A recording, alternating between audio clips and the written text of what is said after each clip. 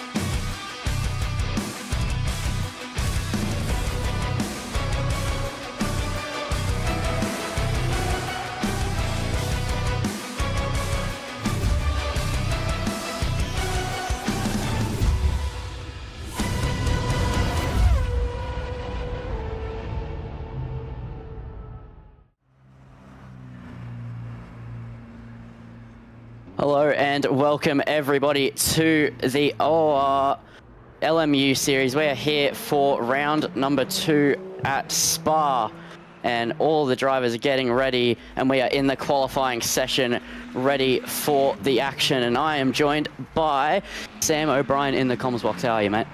Oh, I'm doing well, mate. I'm doing well. Great to be here. Thanks so much to everyone for their patience with our technical difficulties there. Obviously, with a new platform, there's a few little creases that we've got to iron out, but we are up and running. How good is this? Yeah, it's very good to see all the drivers out on the track. Currently, we are looking at Lucas Keys on his qualifying lap. It's a lone qualifying, and there is 12 minutes to go, so we still have quite a while left of the qualifying action. Multi-class, though, so the Hypercars won't be the only cars we are looking at today. We have GT3s scattered throughout the field as well, so multi-class madness is upon us. And O'Brien, do you have any predictions as to how this race could go? Well, look, it's pretty interesting to see that we've got the usual suspects on the timing tree. There's a few new names there to someone like me, but however, you know, we've got the Brimblecombs, the Keys, the Bushels, the Hislops, the Conboys of the world. So, you know, I mean, look, is there a safer bet than Lucas Keys for pole? Like, is there a safer bet? Let's see. I don't know how he's going to go in the Toyota Gazoo Racing Hypercar, but you know, history would tell that he's pretty handy with the steering wheel in his hand, that bloke. How about yourself, mate? Any predictions? Yeah, I mean, as you said, you have to put your money on Keys, don't you? He is an absolute weapon, but currently he is sitting in 5th place, and Lawrence is leading with a 2-minute 0.4, so it'll be interesting to see how he manages to stack up as well, with McNeil in P2, Brimblecombe in P3, and Marshall in P4, as Keys begins another lap, doesn't move up the field from that lap time in particular, but there's still 10 minutes and a bit to go in this qualifying session, so the Hypercar class can mix up as we go further and further in. And I think it'll be interesting to see how that goes, as now we look to a GT3 car, BMW M4 Gunsar Rowe, and that is the pole sitting car at the moment in this qualifying session. So for someone like myself, Lindsay, that's new to LMU and a little bit of the WEC style of racing, can you give me a bit of a run through on how qualifying plays out? Have we got both classes of car out on track qualifying at the same time, or are we doing qualifying class by class? So in LMU currently we have a lone qualifying session, much like you'd see on a platform like iRacing, where it is one car out on the track at a time, sort of. Everybody is running laps at the same time, but you don't see the other cars around you. You can't make contact with them. It is just you and yourself on the track, while everybody else is also just themselves on the track as well, alone, running laps at the same time. Very, very interesting. So, Wittner here, as far as he's concerned, he's just hot lapping on a practice server. There's no other cars around him. He's probably got his eye on his Delta, and that's about all he's got to worry about. Is that pretty fair? Yeah, that'd be the assumption. Obviously, a lot of drivers have been practicing in this condition at Spa for this event. They'd be more than used to hot lapping this track, so it'll just be a refresher not to have to worry about traffic around you in a qualifying session like the boys have to do in the ACC sprints. But that's part of the magic, isn't it? Sometimes in sprints, the qualifying sessions can cause some chaos, but alone qualifying does definitely create even tighter competition, as if you don't see it already, with a full packed grid on the track at the same time. Look, you'd think it definitely allows for faster lap times. I mean, you know yourself, Lindsay, you'd go at it to do your quali, you're on a flyer, and you'll end up, behind someone, getting some dirty air. They may be possibly a little bit slower than you are, and it can definitely upset your qualifying. So I'm expecting some really lightning fast times from these ladies and gentlemen this afternoon. Yeah, I'm expecting the same. I think the times in this final 8 minutes are going to get faster and faster and faster, and then the race will be a whole other thing entirely. In cars like the Hypercars and GT3s, they change so much from qualifying to race trim, especially when you're used to lapping around the track by yourself in qualifying as well. It's very, very different when you jump into the race. You have full tank and all of the classes, all of the cars around you. Luckily for these guys, it is only two sets of cars on the grid, the GTPs and the GT3s, but that can still cause more than enough chaos as we go further in, especially at a track like Spa that's so long. You catch up potentially in the same amount of time, but it's less laps before you catch up to the cars that are in the slower class. Yeah, correct. And, with some of the famous corners of Spa, like El Rouge and Radion, closing speeds in a hypercar coming up behind a GT3 car into that section would be scary. And, once you commit to Radion, obviously, there is no point that you're allowed to touch the brakes while you're climbing that hill. So I think we're going to see, some strategies play out and some strategies possibly unravel. Because of the multi-class racing that we're going to have on this evening. Yeah, I would happen to agree with you as well. Multi-class at Spa, very chaotic, and it could definitely shape up how this race goes. And another thing to talk about is obviously strategy. These cars usually can't get anywhere near a 60-minute mark, but I have seen it done. I have seen a singular driver be able to get one of these hypercars to go a full 60 minutes by just intensely fuel saving. And whether that's the strategy or if at a track like Spa, just lapping and then pitting will be quicker is for us to find out. But that definitely creates an interesting thing to keep an eye on in the race. But with this qualifying session, these drivers just focusing on hot laps. McNeil has snatched provisional pole in the hypercar class at the moment. And we are looking at Callum Gibbons, who is pushing along currently 7/10 up on his previous best lap time, but these times are just getting quicker and quicker and quicker as we go on, as Keys has also jumped up into P3 quicker than he was before. Let's see what Gibbons does this time around. It's going to be a 2-minute 1.4 and not an improvement, potentially an improvement. I'm not sure, honestly.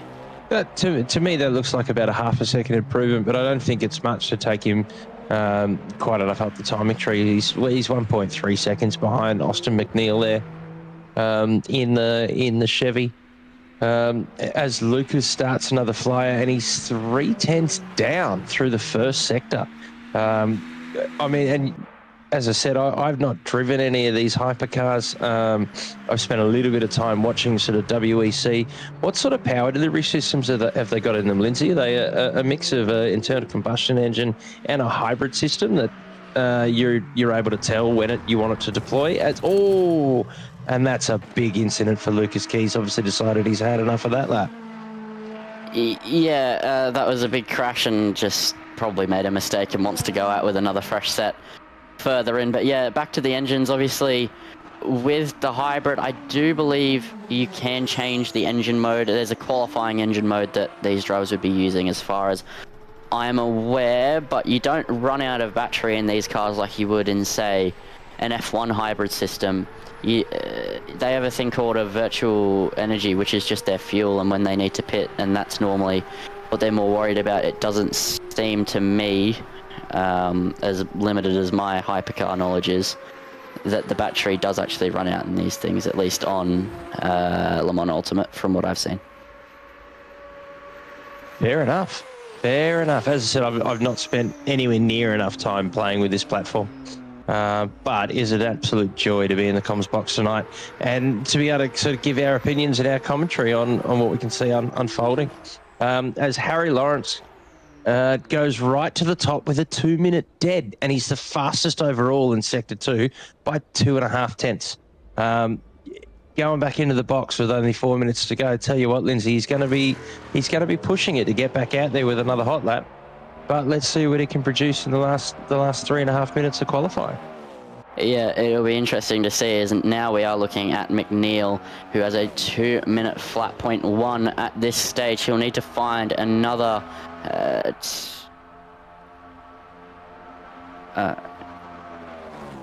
yeah. As we've just noticed, we've been fed into our ear that Lawrence has disappeared. I did notice the same thing as well, and I was wondering if it was just because he went back to the pit lane, but McNeil now looks like he's the provisional pole car. He doesn't have to find any time to be on provisional pole, and currently he has provisional pole by 8 tenths, nearly 9 tenths of a second, so he's looking quite comfortable out there, depending on what Keys can pull up, and the drivers behind Keys can pull up in the later stages of this qualifying session as well. So it'll be interesting to see what happened to Lawrence as to where he has gone, but at the moment McNeil is your provisional pole car in the Cadillac, with Keys in the Toyota in P2, Brimblecomb's in the Lambo in P3, and then you have a Porsche in P4. So a big split of cars up and down the grid, but as you get further and further down, you see more and more Ferraris, it seems like, because by my count there's 1, 2, 3, 4, 5, 6 Ferrari GTPs, and probably more in the GT3 class as well. So Ferrari, the most popular car, but not any other car sitting up at the front right now. Are you surprised, Lindsay, that it's the most popular car? I mean, everyone wants to be dressed in red and driving a prancing horse, right? I mean, if it's good enough for Sir Lewis Hamilton, then it's good enough for us mere mortals. I, for one, have just taken a switch to the 296 in ACC, and I am thoroughly enjoying my new wagon. It is a fantastic bit of machinery. So I can only imagine that the Ferrari hypercars are just as much fun. And, you know, if they're akin to their 296 brothers, probably a little bit more forgiving maybe than some of the other manufacturers that we're seeing further up the timing tree.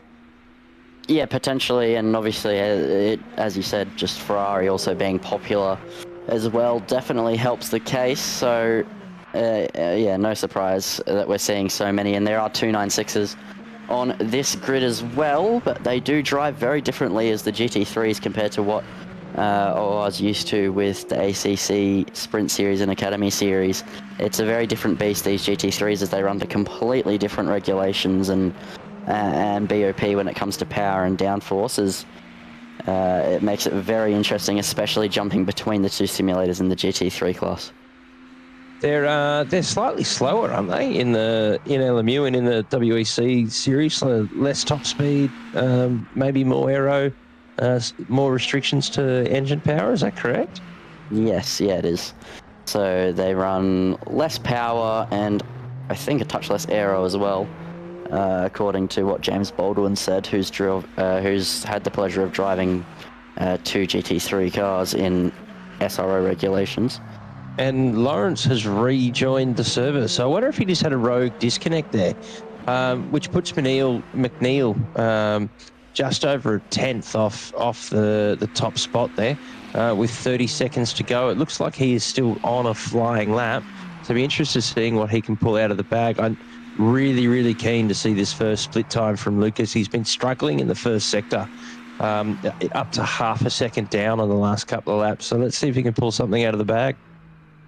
Yeah, he is currently a tenth and a half up on his previous lap time, so he is pushing quite hard. McNeil is in prime position to snatch pole away at the last second, as he will also be undoubtedly on a final lap in this. Oh, he's in the pits. Never mind, he's in the pits. So it's been fed into my ear that he is not going to be doing a final lap. So it's all going to come down to Keezy or anybody else behind him in the hypercar class to try and take pole position. But currently it looks like Lawrence, even with a disconnect, would be able to get it. No driver in the 1:59s at this stage, and I don't think it is going to go that way. But let's see what Lucas can pull out as he heads through the Lefania chicane, pushing along here in the hypercar. The Toyota pushing as hard as it can on the limit here as he heads into campus, and just get the power down nice and early and rely on the car's downforce to just grip up. But it looks like he's 5/10 down in the middle sector, so a bit of a scruffy lap for Lucas Keys so far. He would have to pull out something of a miracle final sector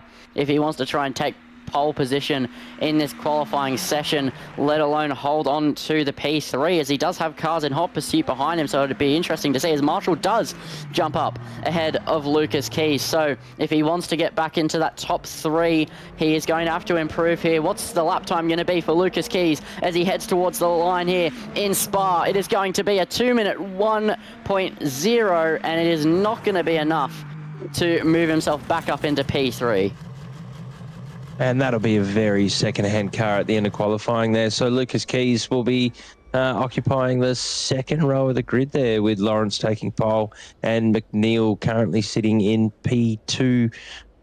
Then we got Keys, Brimblecombe, Hislop, Gibbons, Bushell as we jump into the viewage of Cameron Thistlewaite to finally cross the line. What time is he going to come across the line with? It's a 2:01.6. Not a bad time from Cam there. Adol puts him up into 8th place. We've then got Bushell and Taylor to round out your top 10. GT3 pole being occupied by Vintner, then Rowe, Collins, and good old Mike Cricky rounding out the top 20. God, it's good to see that gentleman out on track and racing. In terms of OOR, I don't think there's many that sort of bring a little bit more heart and a bit more fun than Cricky. So it's great to see him out there and enjoying himself in LMU tonight. Yeah, it's a pretty small GT3 grid, but it'll be competitive nonetheless, and the GTP grid will be even more competitive. So there's a 1:20 until we get into the race, as we are currently looking at the broadcaster himself. So a big shout out to Glenn Germain in the box with us, being the broadcaster tonight, and hopefully Le Mans Ultimate decides to work. We've had some technical difficulties, which is why he's in the session and not in spectator, but hopefully it runs smoothly and at least doesn't place him on the grid for a start, as we'll find out here with 50 seconds on the countdown remaining before we get ready to go racing here for Octane Online Racing's LMU series. So, Lindsay, as a LMU Patreon, someone that's spent a bit of time in this simulator, talk me through what's going through the driver's head right now as they're setting up for a 60-minute race. Obviously, it's not a quick splash and dash race to the end. There's quite a bit of strategy that's going to go involved in here. What are the sort of things that are going through the driver's head? What are they prepping? What are they looking at? What are they getting ready for?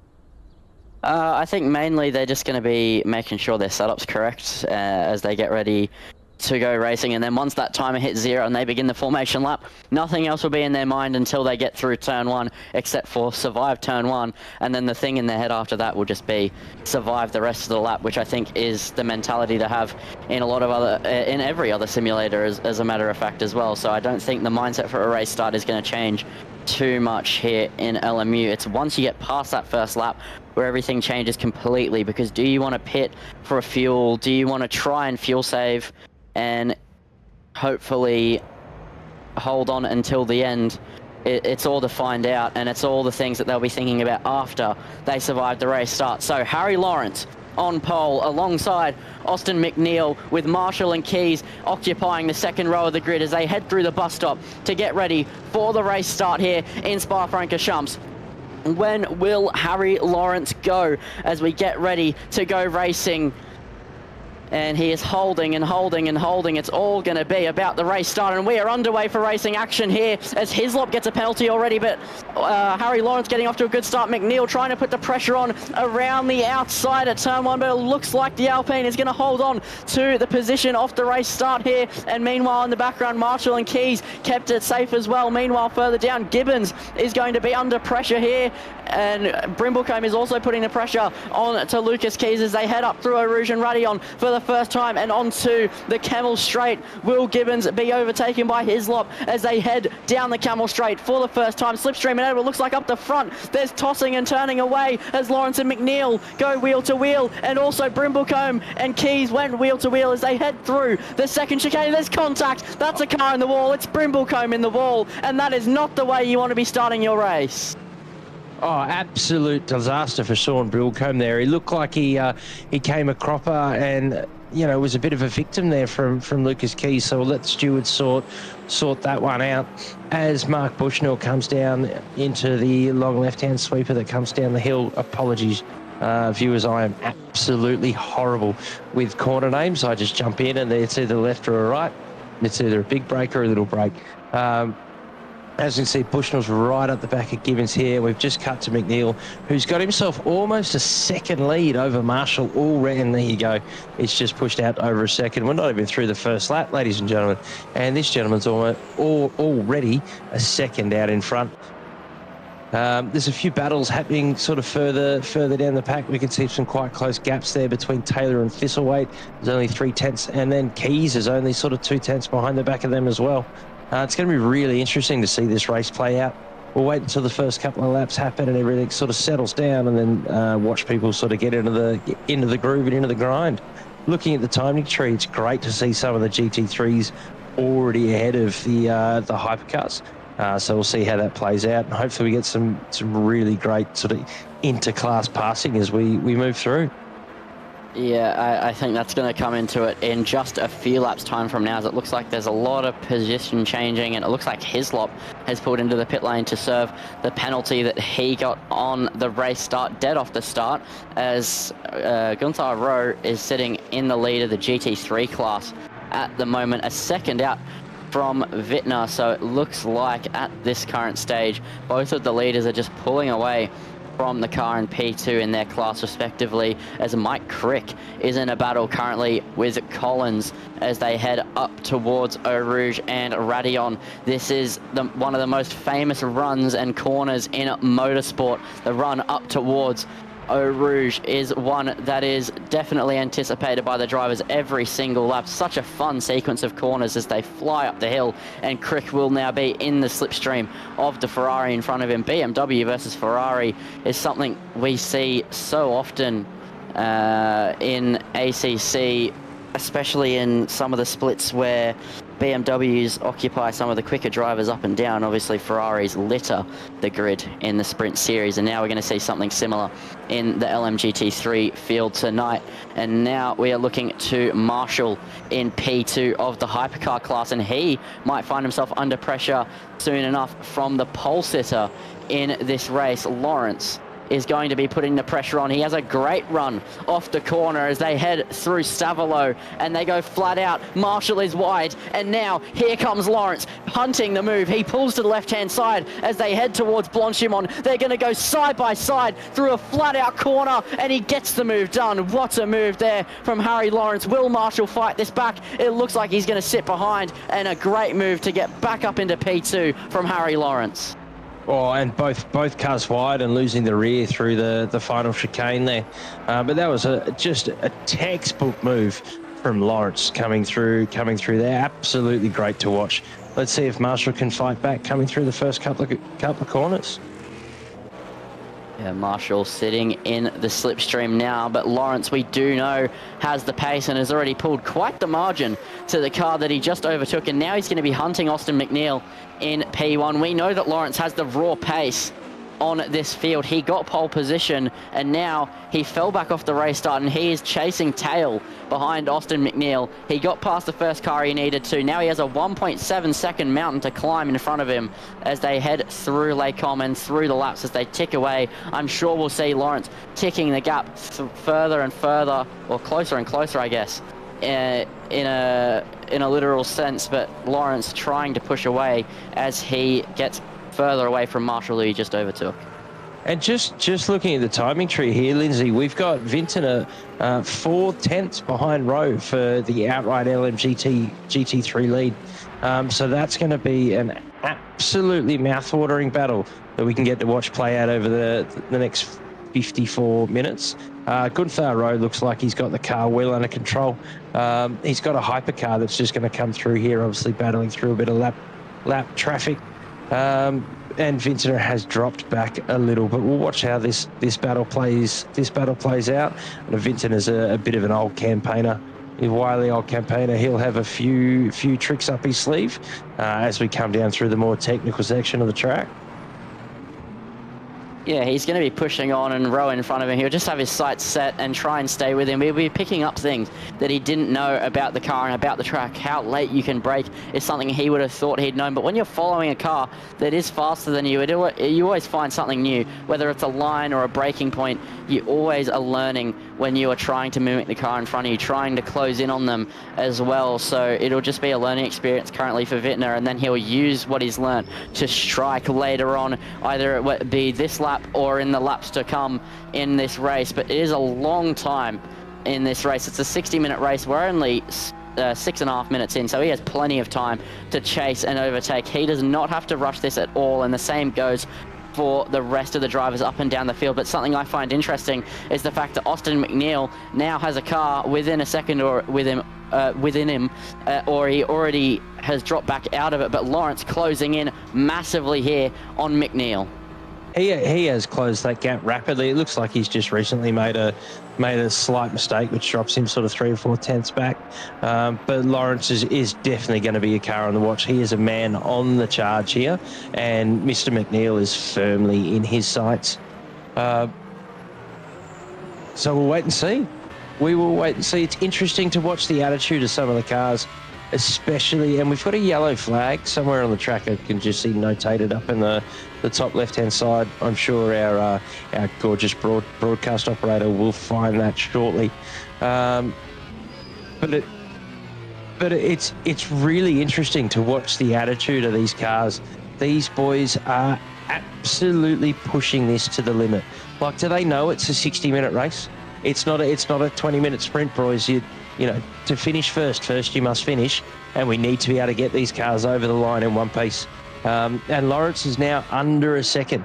He is absolutely hunting McNeil down here. So if we could just stay on this vision for a little while and watch this battle play out, be interesting to see where Harry Lawrence is making up his time on McNeil in the Cadillac. Yeah, I think a lot of it will just come down to confidence as well, and also strategy. McNeil could be fuel saving for all we know, and Lawrence is just giving it everything he has, and he'll try and make a pit stop later. He did get pole, so maybe his strategy would be different if he didn't start on pole position. Maybe he's going to try and purely pace this out, or once he gets the lead, then he might park the bus a little and try and fuel save. But that's all of the things that we don't know here as commentators in the box. It's things that we can try and figure out, but it's what the drivers really know is what comes into the most pivotal point in this race. As I think I've just seen the reason for the yellow flag, that was a Ferrari GTP stopped directly on the grass patch at Eau Rouge. Oh, someone tell him he can't park there. Come on. We may need to get the stewards out on track and hurry him along. Did you happen to catch whose car it was? Was that Mr. McCarty? I don't think so. It was a yellow Ferrari, so I'm not sure who it is, but we have a big hypercar field, so there's plenty of Ferraris to go around.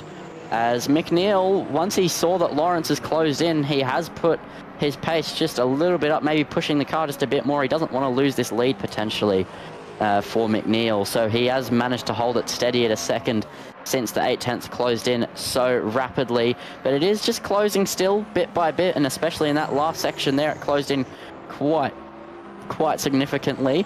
So it'll be interesting to see how much longer McNeil can hold off before he starts to get hounded and attacked by the Alpine of Harry Lawrence. I tell you what, his mirrors will be absolutely full of that Alpine at the moment. And, it's really important for Austin to keep his eyes forward. He can't be defending fresh air. He can't be looking in his mirrors. He needs to pin his ears back and just go here, because otherwise he's going to find that Lawrence is going to gobble him up and then potentially drive away with the race. Yeah, you're exactly right. It is all about just keeping your eyes forward unless you find yourself under attack. As the leader, you have got to control the pace and just try and hold your steady pace without worrying about the car behind, unless he gets a little bit too close for comfort, and then you have to start defending and looking in those mirrors. But for the most part, you want to be looking in front of you. But Lawrence definitely is going to strike an attack soon. 6/10 to McNeil in the cockpit of Lawrence, so he will be chasing as fast as he can. We won't see an attack down this straight unless Slipstream is something of a rocket in the making potentially, but it doesn't look like it. McNeil potentially having an up on the straight line speed in that big American V8 Cadillac potentially, and the Alpine would be making up its time in the corners by the looks of it. I think McNeil just got a far better sort of run through Radion there. The car seemed to load more planted. Lawrence seemed like he was a little bit offline. But we'll continue to watch this battle, and there's a few really interesting battles playing out through the field. Vintner now under a second behind Rowe for the LMGT3 lead, as Gibbons is not far off the back of Marshall either. 3 or 4 tenths if my maths is serving me there correctly, and those gaps are from leader back and not in between cars. But Lindsay, I'm sure you'll be able to give me the heads up on how those times are calculated.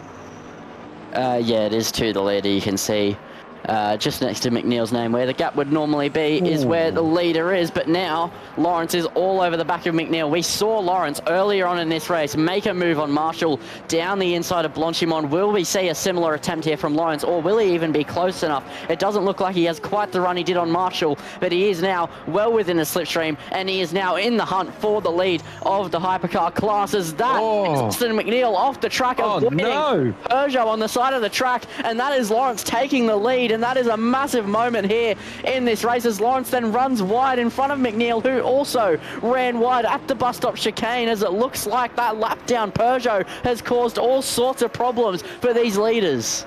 I was about to say there was another car off in the background of the shot there. I'm really interested to see what happened there. Whether that was just a bit of follow the leader, a bit of target fixation, and the boys got caught up in an incident that really wasn't theirs to be caught up in. But Lawrence has now been released. He's got roughly an 8/10 lead over McNeil, and we'll see what sort of gap that he can build as the race unfolds. Yeah, it's definitely going to be something to keep an eye on, with Lawrence now unleashed to all the pace he wants to use or not use. As a matter of fact, as McNeil closing in quite rapidly, I think we could see this battle right back on, but in reverse order this time. But Lawrence will just be happy to see the P1 next to his name, and he's just going to push on, as it looks like. I think that Alpine is just so strong through the middle sector. We see that McNeil does close up through the first sector every time, and then Lawrence, every time he turns into a corner, just seems to pull away more and more. So that Alpine looks very, very strong in the hypercar class. This is an absolutely titillating battle between these two. Really looking forward to watching it play out, as McNeil's back under half a second to Lawrence. It's really interesting to see the strengths and weaknesses of both of these machines, and some GT3 traffic that's going to show its hand and play in a little bit as well. Yeah, obviously we just saw them get past their first GT3 lap traffic of the race, so there'll be more coming any moment now, as that GT3 field isn't too separated, especially the leaders, with a 7/10 gap to each other and closing and extending all the time, depending on what the part of the circuit they're at is. But it's going to play a pivotal role in this race. I'm surprised they hadn't ran into a GT3 car any earlier stages of this race. We are nearly 15 minutes through, as that is a Ferrari GT3 just up the road. I think the luckiest thing here for the leaders is the fact that the GT3 field isn't the biggest it could be, so they don't have too much to worry about. But any single GT3 car could cause absolute havoc if they're not careful. But they should clear this Ferrari that they're catching up to very, very shortly before they get towards Eau Rouge and Radion. Maybe not for Austin McNeil. Yes, he will, but he does have to compromise his entry just slightly, as we are now approaching that 15 minutes into the race period. This race is going very quickly so far. It sure is, and that's just for us in the comms box. Imagine the guys that they're in the seats, they're connected to their cars. They're having to think about, you know, braking points, turning points, apex points, acceleration points, and then having to manage understeer and oversteer, tyre degradation, and no doubt on top of all of that, the boys and girls are looking at fuels usage and trying to do some strategy calculations on the run. We are shaping up for a seriously interesting race as P1 and 2 in the Hyperclass go past P2, which is Vintner in the LMG GT3, and they've come up. Oh, that was very close. That was almost his between Lawrence and Rowe there. Come on, gentlemen, you need to give yourselves a little bit more space and a little bit more respect than that. We've still got 44 minutes left in this race, and we don't want to see two cars in the wall because of a little bit of impatience. But very interesting. I don't know about you, Lindsay, but I'm thoroughly enjoying this. This is the most time I've spent watching LMU, and what a platform. This is fantastic.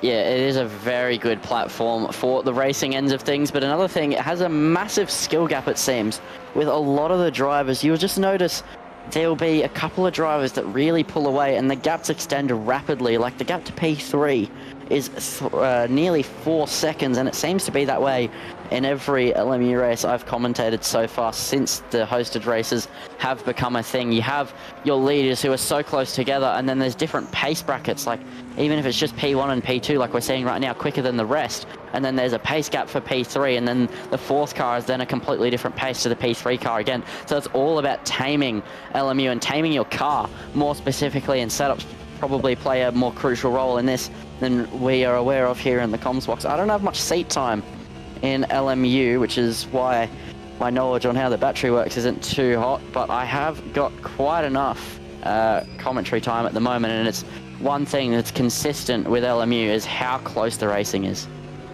Yeah, it looks fantastic. And look, you know what they say, Lindsay, those who can't do, commentate. And so so I'm one of the other sort of storylines that's really interesting here is our standard ACC, you know, week in, week out sprint running big hitters are kind of nowhere to be seen on either of the leaderboards. You know, JC, Lucas Keys, you know, these guys aren't showing up in the top 5 of their class. So it's obviously quite a different skill set to be able to master these master these hypercars, as opposed to it is a you know, an SRO style GT3 with Jamie Conboy currently sitting in 7th.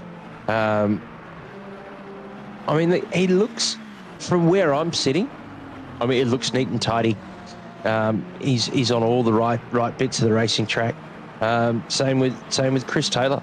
It looks like he's doing everything right, but there's obviously quite a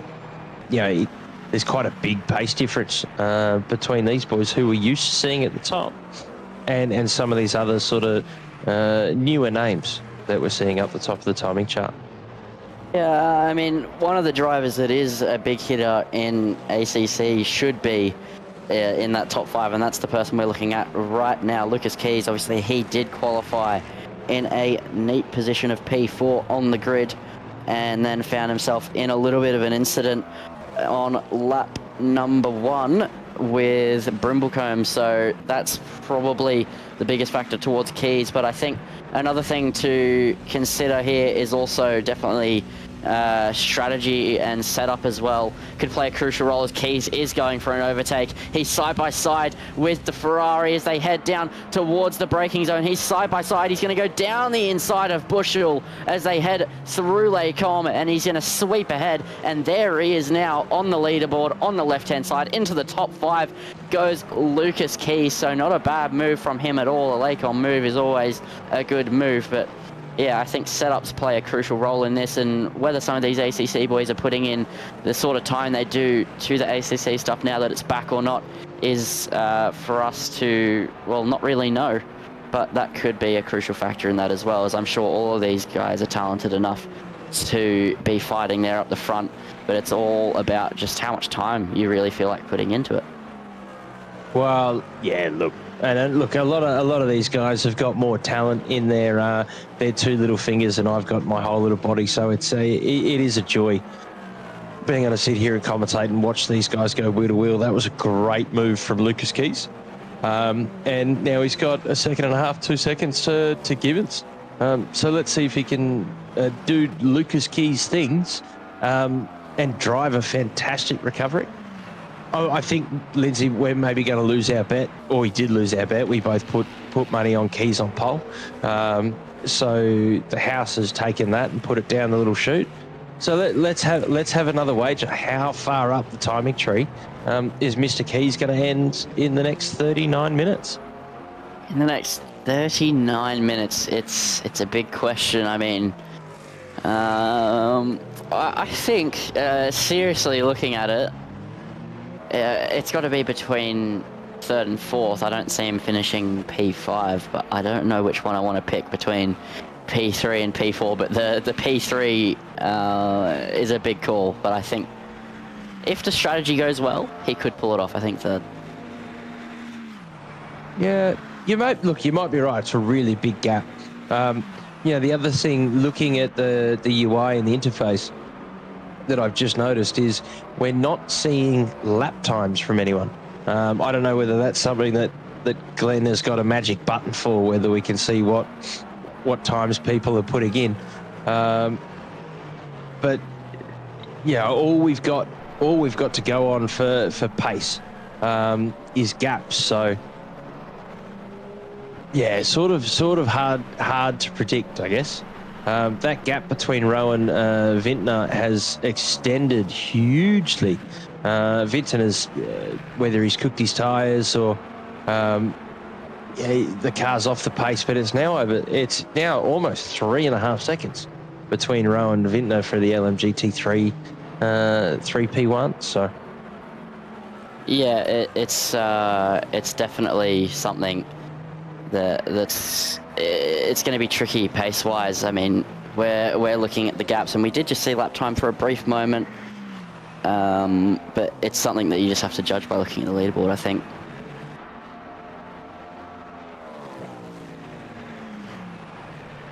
Oh, there you go. Yeah, there you go. Yeah, there's on the bottom right. Yeah, there is the delta to the best lap time he's done, and then I believe it'll just be as he crosses the line. Let's just double check that. 2030. Yeah, so it's his delta to the target time, I think. So I don't know whether the target time is the purple lap of the race, regardless of car, or the purple lap between each car.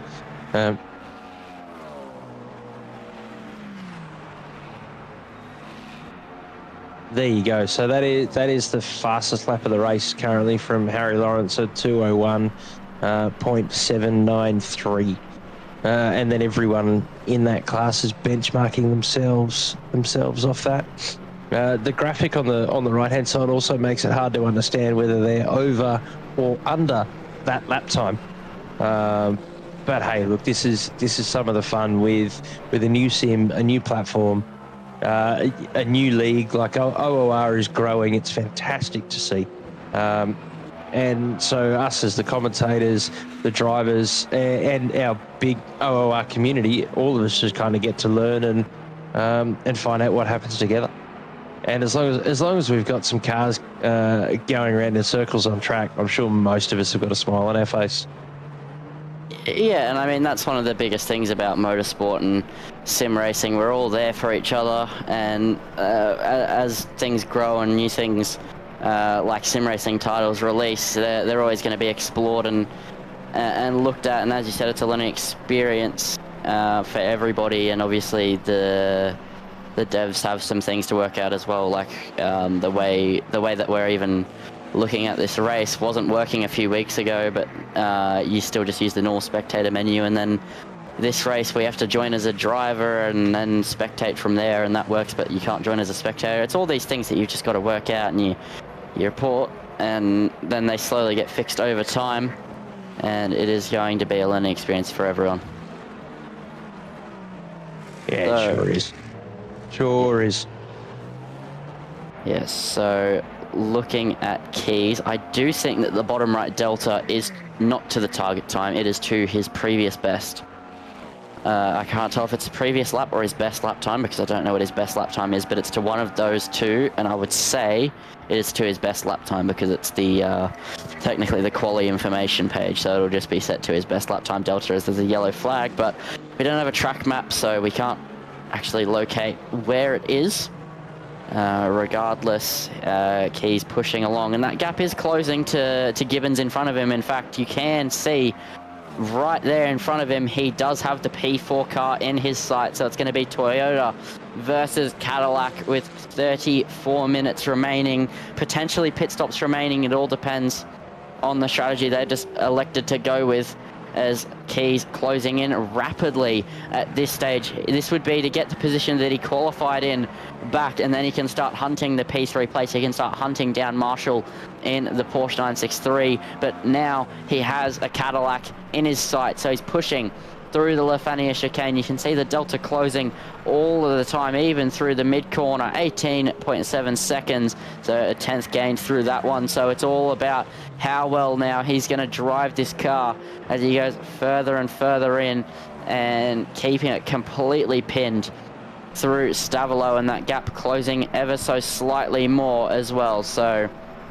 Keys on no shortage of pace at this current stage. 0.3 up in the first sector, which is why it's green, and then anything yellow means that you're down.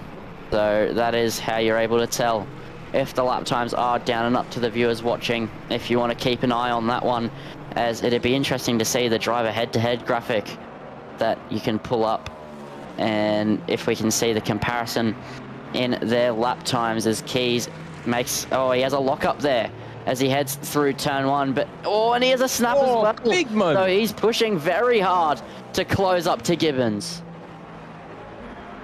And just sort of getting close to half race distance. Surely we're coming up on some pit stops here.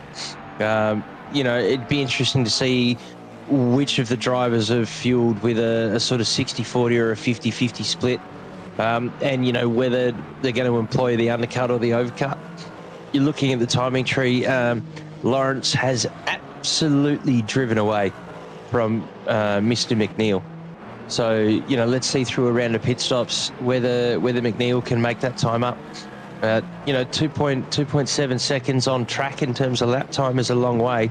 But Lindsay, you and I both know it is easy to make a 2.5 second mistake heading into or heading out of the pits.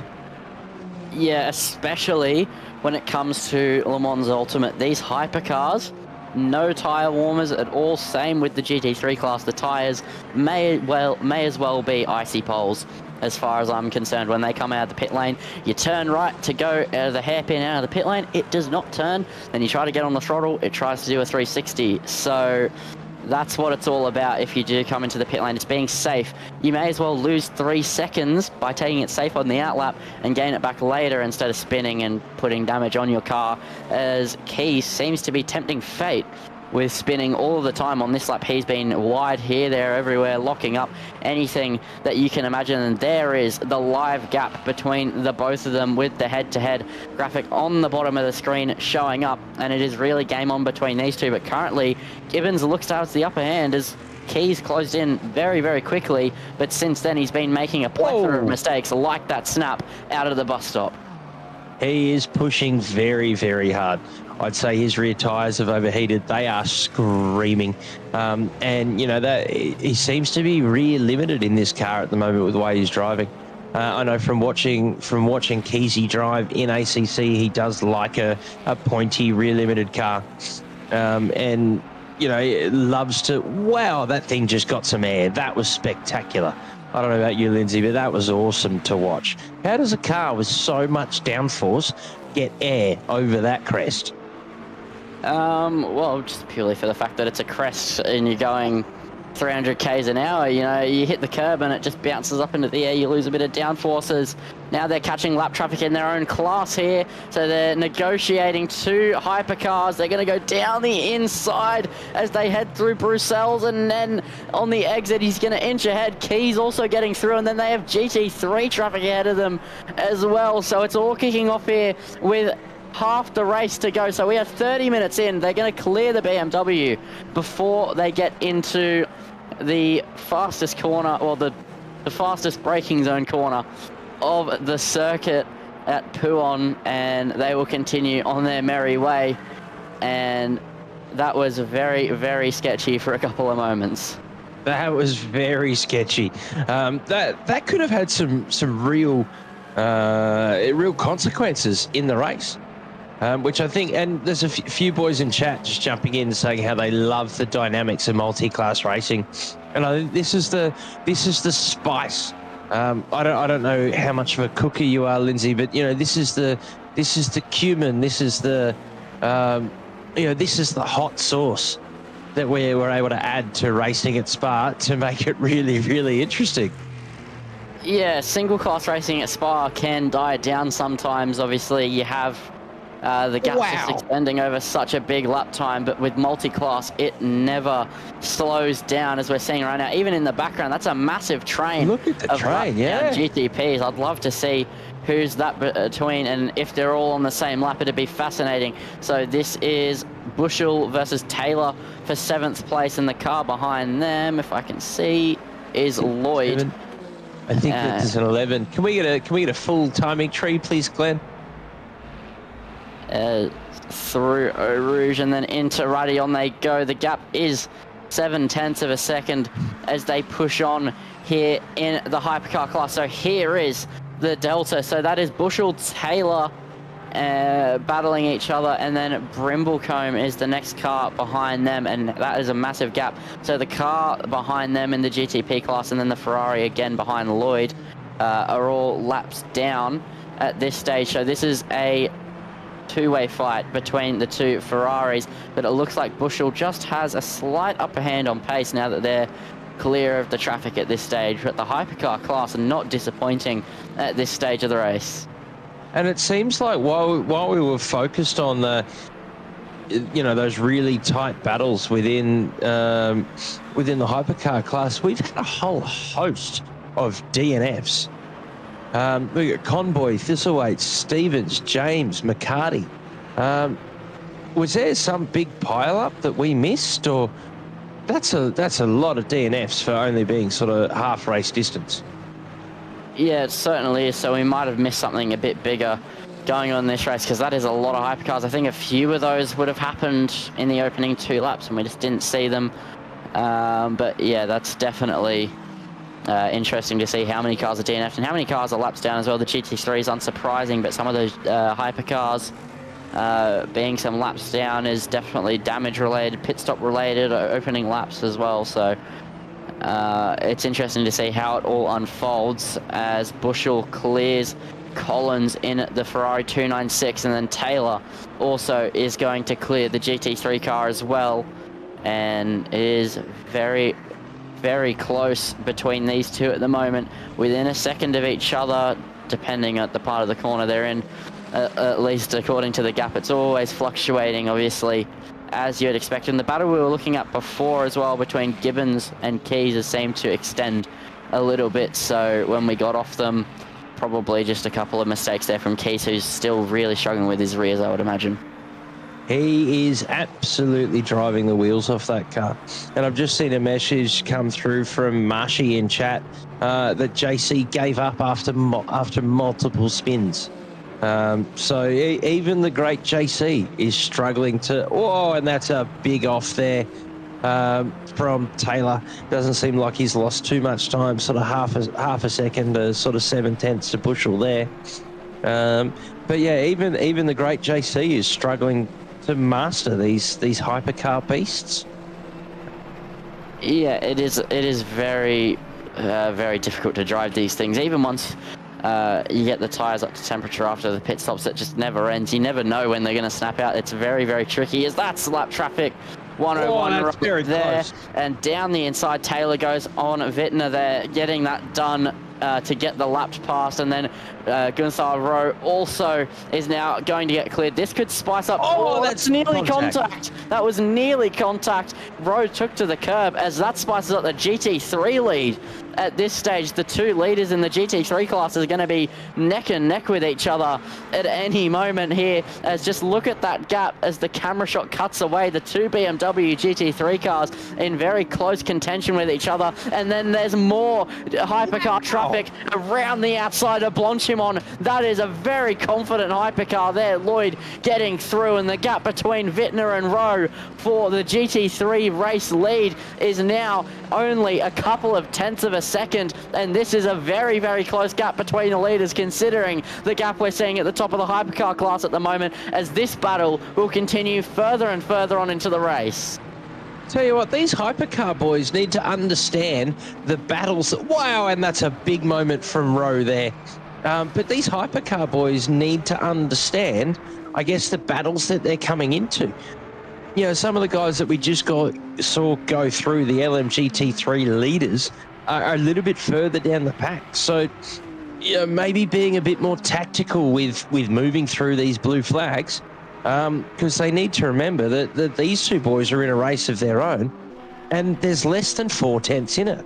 So if you are 5 plus seconds off the car in front, you can probably afford to lose 3 or 4 tenths through a corner to not cause a collision and to not ruin the race, like the stellar race that these two guys are driving. Yeah, I mean, I think it's a matter of perspective as well, though. If you're the one behind the wheel of the hypercar, do you want to sit behind a GT3 just because they're battling for the lead at the end of the day? I mean, look, I think the red missed a sense for all of us. I'm the first to put my hand up and say I am a red mist junkie. So completely understand, but you know, it's the age-old saying, like I said at the start of the broadcast, Lindsay. You know, to finish first you must finish.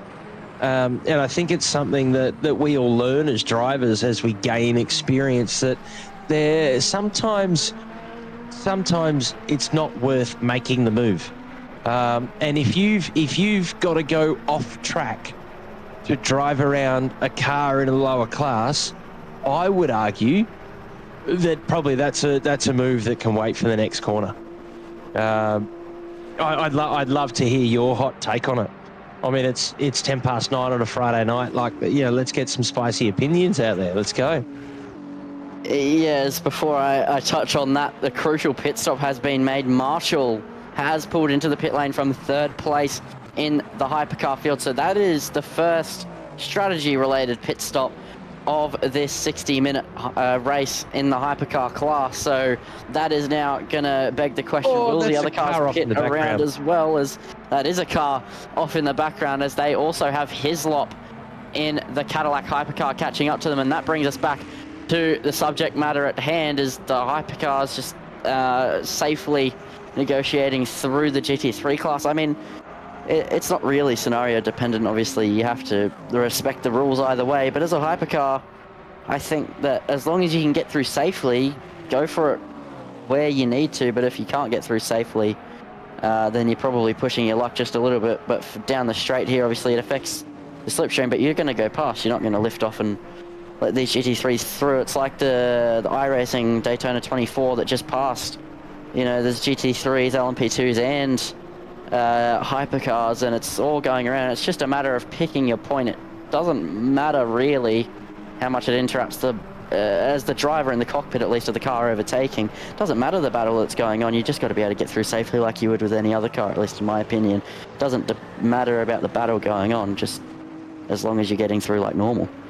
I would still argue that if you've got to go off track, to overtake a car of a different class, then that is not a move that you should be making into that particular corner. Oh yeah, I completely agree with that. I'm not saying they should be able to go off the track, extend, cut corners just to get past, but just in a general sense, overtaking as a hypercar on a GT3, as long as you can get through safely and within the confounds of the track, then go for it. Doesn't matter the battle that's going on, whether it be between two GT3s like Gunther Rowe and Wittner fighting for the race win, or if it's a GT3 it's 4 laps back from them, it doesn't really matter. And look, and that's probably the correct answer. But I'm a bit of a man of passion, and sometimes when I see stuff like that, I'm like, surely you just wait until the exit of the next corner. You've got a big old straight. Do not ruin one of these boys' races. And we've had a question come in from Chris. I'm just going to say Chris Jaya, because I do not want to murder your surname, mate. I believe in the infancy of our LMU OOR leagues, at this point is just driver preference. They just pick which car they want to run, and then away they go. Who knows? In the future, we may see a pace / experience leaderboard structure come in, and as LMU grows within OOR, and it's one thing that I've thoroughly enjoyed being a part of this organisation for just over 12 months is watching it grow, watching it evolve, just how quickly the administration of the staff respond to feedback, respond to changes. As we get established teams in LMU, I'm sure we'll see the likes of Kovacs, the likes of Pixel Racers, the host of other teams that sort of live within the OOR organisation. They'll start to structure their driver roster. They'll put their quickest drivers into the hypercars. They'll put their up and comers, their real hot talents into the LM3 GTs. Because let's face it, you look at team motorsport, and Formula One is a great example. And I'm an absolute Formula One tragic. But you can't win a Formula One championship on your lonesome. You need to have a rear gunner. You need to have someone there picking up the points if something goes pear-shaped for you or not. It'd be really cool to see LMU within OOR go that way. I mean, I think Max Verstappen would disagree. Sergio Perez didn't really do much. Yeah, he didn't win the constructors. He still won the drivers, though. Oh, that's a mistake there from Gibbons, and Keys is now right up behind. He was holding a steady gap for the past few laps, but now Keys is going to see his time to strike as they head down the hill. He pokes the nose in. He didn't commit to going down the inside, but Gibbons will now have hot tyres. I'm sure that was a massive mistake at Laycombe, and Keys is now invited right into an opportunity to overtake here. So back to the racing action here as Keys and Gibbons are right next to each other on the racetrack. They're going to continue to battle away here as they head through Pouhon. There is 17 minutes and 21 seconds left in this race, and it's still game on between these two as they head further and further through the lap count. Let's see what Keys has as he pushes through the Lafania chicane towards campus, and then the acceleration zone corner of Stavolo. Will he go for a move at Blanchimont like we saw Lawrence do earlier on in this race, as Lawrence pulls into the pit lane as well? So the leader is into the pit lane. That would probably tell you that almost every other car on this grid, if not every other car on this grid, will pit at some point. But Keys well within the slipstream as he heads towards Blanchimont. Not close enough, but will he go down the inside at the bus stop? He is within dive bomb range, but will he play it safe? Yes, he will. And he will stay behind, but the slipstream and any other... Oh, he's made a mistake himself, but he pulls into the pit lane. He pulls into the pit lane for it anyway. So that's that battle calmed down for the moment, but now it's going to be undercut or overcut. What's the play between those two as Lawrence is making the long run out of the pit lane? I was just about to say, both of those cars still owe us a pit stop, Lindsay. So as much as they're going hammer and tong and really scrapping, they've got to be getting to sort of running on fumes. Those tyres will be threadbare. And I think we could see that from the attitude of Lucas's car, trying to make those moves. The back end of the car was all over the track. He had absolute armfuls of opposite lock there and was able to get that move done. So props to him. But we've still got 15 minutes to go. And as you said, I don't know how many of these cars are going to make the end of the race without stopping for a bit of a drink. Yeah, as Keys still in the pit lane. Hislop also into the pit lane with a quarter of an hour just over to go in this race. And I would imagine that everybody will pit, but I also said that a couple of weeks ago in another LMU race I was in the box for, and then one singular car. That car actually happens to be Lawrence.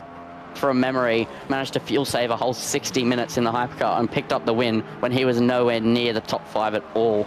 So it's going to be really fascinating to see if we see one driver try and do something similar, or if everybody will come in, and that's for us to find out in the next 15 minutes. Correct me if I'm wrong, within the top 5 of hypercar, Lawrence is the only one that's pitted? Yes, but Austin McNeil also comes into the pit lane. Keys was also in the top 5, he pitted, but anybody that's in the top 5 currently, except for Lawrence, as you said, and now McNeil, has not pitted, but provisionally, yes, top 5 has pitted.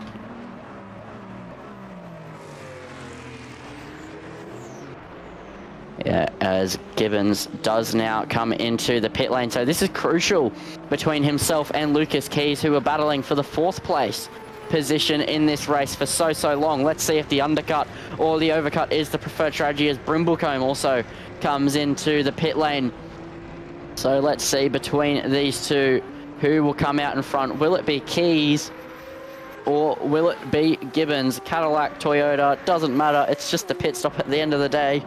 Let's see if Gibbons will come out in front still as he heads towards the pit lane exit. Keys closing in, but the next car behind. So Keys is coming out of Stavolo at this stage, and it looks like Gibbons should complete the overcut strategy here as he heads through the right-hander and he shoots his way out of the pit lane, and he's going to come out very, very, very clear of Lucas Keys. So the overcut, whether it be the amount of fuel that Keys had to put in, the extra time it takes, or any other mistakes coming into the pit lane, that is a monumental change in the gap between those two drivers. And I tell you what, we've got a really big gap at the front now between Lawrence and McNeil. We're sort of over 7 seconds at the moment. We'll see how the drivers go as they bring those tyres up to temp. But we've got an absolute sprint race to the finish here, Lindsay. We've got 13 minutes to go. By my calculations, that's sort of 6.5, so we're going to be 7 laps. So if you're McNeil, you've got to be looking at the back of Lawrence and going, I need to gain over a second per lap plus some to be able to take out this win. You know, that's going to take some doing. Yeah, it definitely will. It is going to be very interesting, but we know that Lawrence is the paciest car on the grid, at least from what we've been seeing from qualifying, from the opening stint. You know, he dropped down the order and closed back up very, very quickly and got the move done, well, because of a mistake, but he then pulled away very quickly. So now with strategy fully in play between these two, McNeil is closing in just a slight bit, but whether Lawrence just isn't pushing because he knows he's safe, or if McNeil is just quicker than he's been letting on, is not apparently clear. But it looks like, as everything currently stands, Lawrence is going to cruise home in the next 12 minutes. I think one thing that'd be quite interesting for us to look at is the the GT3. Sorry, boys, absolutely minced my words there. But let's have a look at this gap. So I don't believe so both Vintner and Rowe, I believe, have pitted, and we're currently seeing, there we go. So that's now a 3-second gap. It wasn't long ago that was 3 or 4 tenths. These guys have just been going blow for blow all race, and currently it looks like Vintner has got Rowe's number. Gunther was out in front early. He was a very fast charger out of the box, and that pace is, Vintner, a wily old campaigner, slowly reeling him in. Slow and steady wins the race. He hasn't made many mistakes there either, Ben. Yeah, he's looking comfortable out in front of Gunther at this current stage. I'd love to go on board with Gunther just to see how he is tackling this race, as here is the bumper camera of Ben Vintner. So not quite the cockpit on board, but it still gives you a good idea as to what he is doing. That's the back, as our broadcaster's still trying to figure out LMU, but that's always going to happen with a new sim. You just click the arrow a few times, Glenn, and then it'll There's also an onboard section as well, not just that camera section. I'll tell you what, hats off to the guys and girls that do this week in, week out. We've got 4 sprint splits that get broadcast weekly. We've now got LMU. Then you throw duos in there, and then there's our big enduro calendar. A big hats off and a big round of applause to the ladies and gents that put this live week in, week out. Yeah, it is a really taxing thing to do, especially on such a new sim. I mean, I know that just myself a few weeks ago was having the same problems that Glenn is having currently, just trying to figure out all the controls. Click on the icon a few times as well. It should rotate through it. Is the onboard icon, the one that you were just pressing on. And cue the elevator music. Yeah, cue in the elevator. Try the driving cameras, because you can also just go cockpit cam. Like there's one that's just a steering wheel as well on the camera section.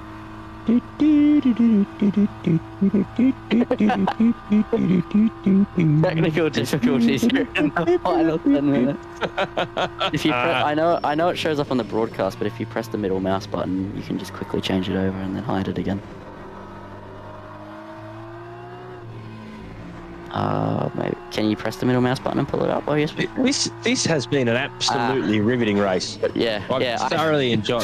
I think I'd agree. Yeah, there it is. All right, and then. Oh, there you go. That's a cool screen. Yeah. So then you press you see the little camera icon. Yeah, you just press that arrow. There you go. There's the onboard. And then you just press it and hide it again. Ah, very cool. Is that the best onboard camera we get? Like, we don't get driver's eye, we get... And your driver's eye, the steering wheel one. Yep, there you go. Oh, that is wow!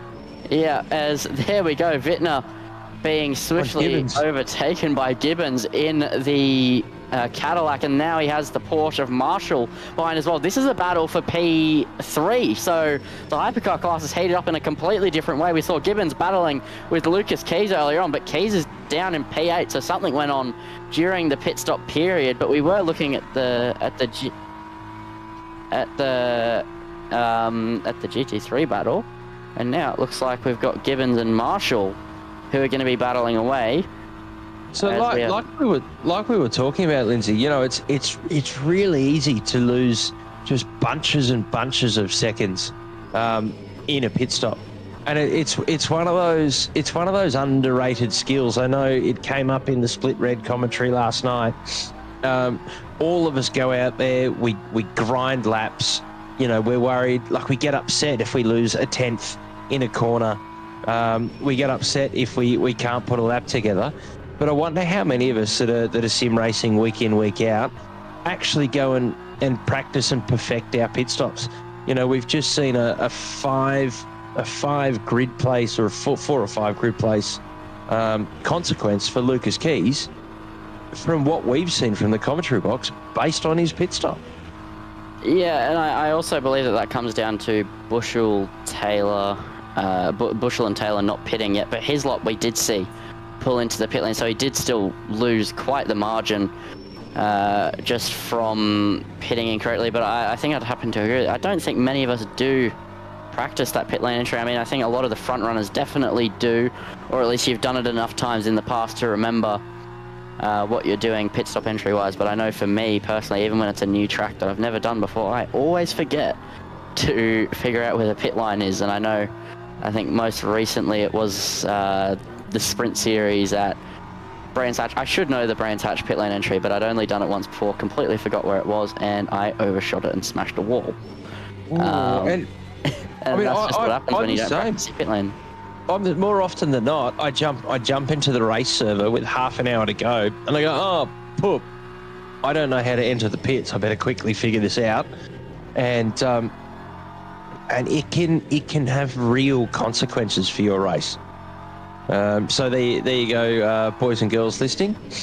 That's the hot tip for 9:30 on a Friday night. Do not forget and do not neglect to practice your pit stop entries, getting into your box cleanly. As we see another LMP go past, That is the Ferrari of Chris Taylor, who's currently occupying 6th position, and he's seven seconds off Bushel.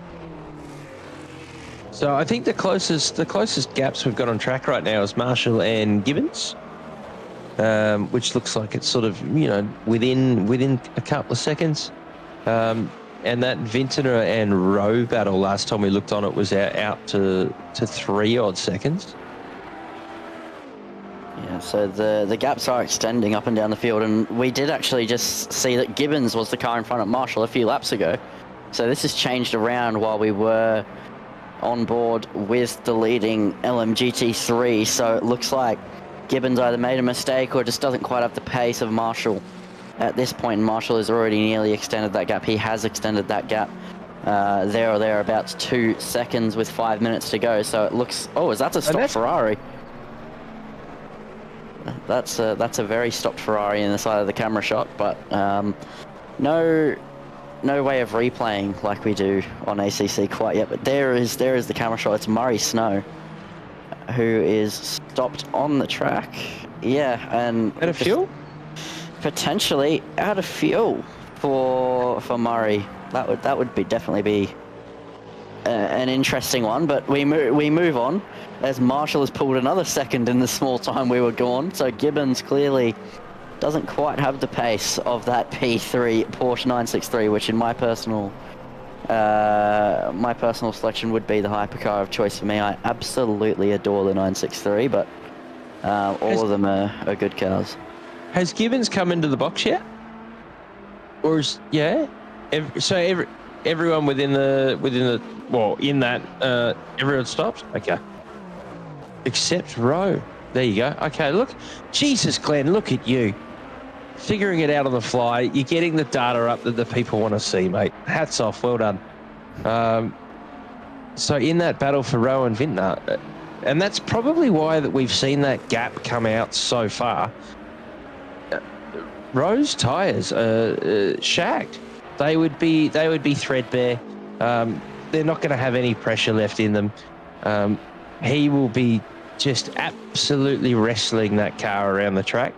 And for those of us that have driven this track, Radeon in a car that is not settled and planted is the stuff that nightmares are made of.